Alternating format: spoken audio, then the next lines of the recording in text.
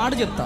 ఇశ్రాయేలు ప్రజలు ఐగుప్తు దేశం నుంచి ప్రయాణమే వెళ్ళిపోతున్నా ఉన్నారు. మధ్యలో ఎర్ర సముద్రం వచ్చింది. ఎర్ర సముద్రం ముందు అలా ఆగారు. అలా ఫేస్ టర్నింగ్ ఇచ్చుకోగానే ఫరో వస్తున్నాడు.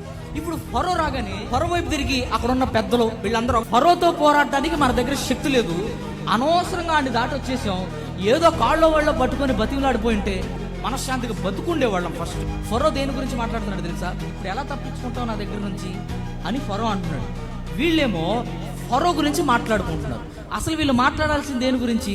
ఫరో ఏదైతే నువ్వు దాటలేమంటున్నాడో దాని గురించి మాట్లాడాలి. దాని గురించి మాట్లాడడం మానేసి వీళ్ళందరూ ఎవరి వైపు చూస్తున్నాడు?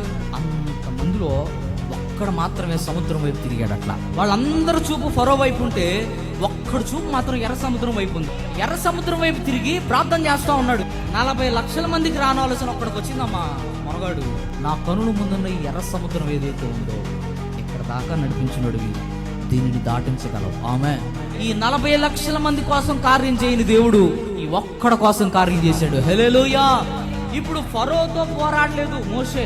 శత్రువు వచ్చి నువ్వు ఏదైతే చేయలేవంటాడో శత్రువు వైపు చూడటం మానేసి నువ్వు ఇది చేయలేవంటున్నాడే దాని వైపు తిరిగి దానితో పోరాటం మొదలు పెడితే ఆటోమేటిక్ దేవుడికి విజయాన్ని ఇస్తాడు. ఆమె అంతే సింపుల్.